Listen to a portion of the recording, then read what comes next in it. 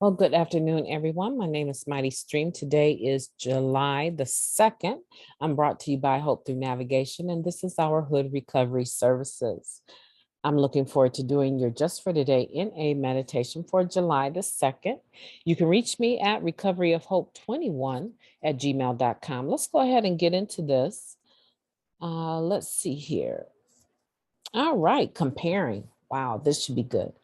Our personal stories may vary in individual pattern, but in the end, we all have the same thing in common.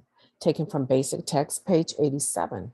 We addicts are a varied bunch, coming from different backgrounds, having used different drugs, and recalling different experiences. Our differences don't disappear in recovery. For some, those differences become even more pronounced. Freedom from active addiction gives us the freedom to be ourselves as we truly are.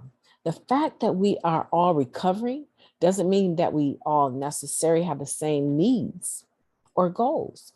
Each of us has our own lessons to learn in recovery.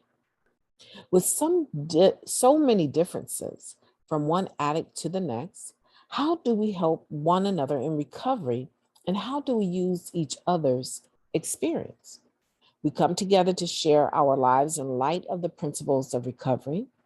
Though our lives are different, the spiritual principles we apply are the same. It is by the light of these principles shining through our differences that we illuminate one another's way on our individual paths.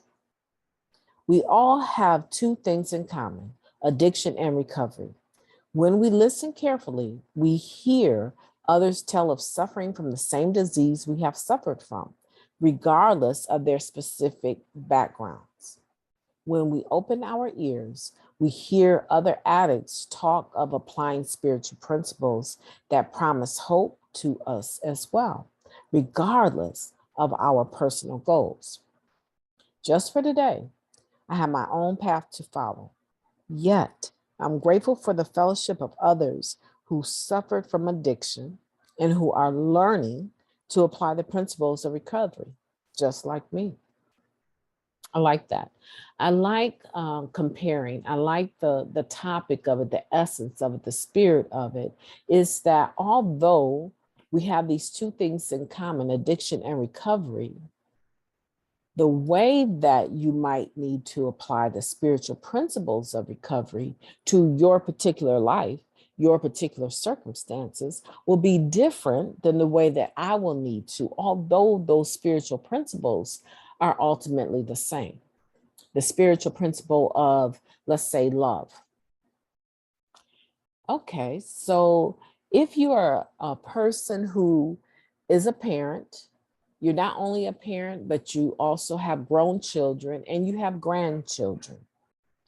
And you have children that are codependent. You're codependent and they're dependent upon you, right?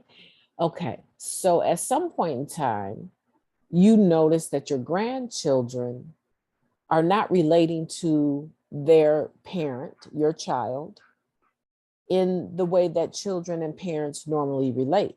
They relate to you as the grandparent more as their first parent, almost as if you've birthed your own grandchildren.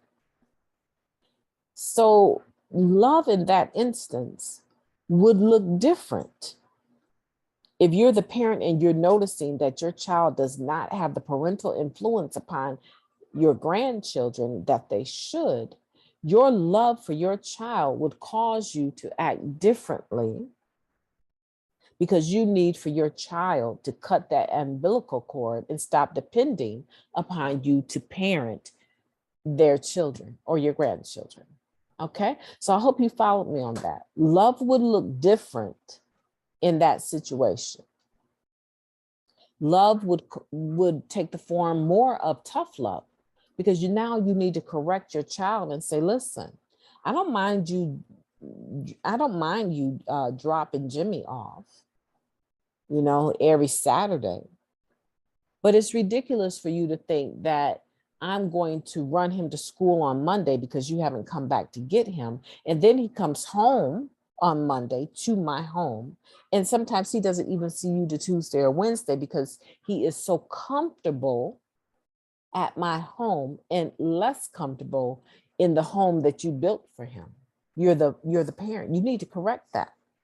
So from here on out, you can bring Jimmy over at 12 o'clock noon on Saturday, and you must pick him up no later than 8 p.m. He will not do any more overnights until you get in the pattern of raising your own child. Am I clear? Okay, so love in that instance is having foresight that the relationship between Jimmy and his parent is at stake if you don't do something different. Now, right? Let's take a young couple, they've had children, and here in Michigan, the mother will be given most of the rights for raising that child. They break up, they have an awful breakup, and the father still wants to interact with his own child, but the mother cannot stand him. Now, the father is in recovery, the mother is not. The mother is the one that's using. What would love look like for that father when it comes to his son, who is only 2 years old, little Jimmy? What does love look like for that father, young in recovery? Every time he gets Jimmy, sees Jimmy, he's got food smeared all over his face, his feet are dirty. He's obviously not well kept because the mother is in the bedroom high most of the time, and she's taking care of a toddler, supposed to be taking care of a toddler. Love in that instance would most likely look like the father taking custody, going to court to get custody of little Jimmy so that little Jimmy can have the type of upbringing that he deserves as a child. Love looks differently depending on the circumstance. The principle of love looks differently based on who's needing to apply it, but the principle of love is the absolute same. It gives to the other person, it believes in the other person, it cares for the other person ultimately, right? But how it is applied is different. I'm hoping this makes sense for you. I'm hoping that it makes sense. I love this just for today. And today, what I want for you to do is I want for you to, in the light of someone else's recovery, in the light of how they share, how they apply spiritual principles in their life, in their situation, in the light of that spiritual principle, I want you to listen and learn. Don't be so quick to judge the other person, because you never know when someone else's light that comes from applying principles in their life will touch your life and you will benefit thoroughly from it.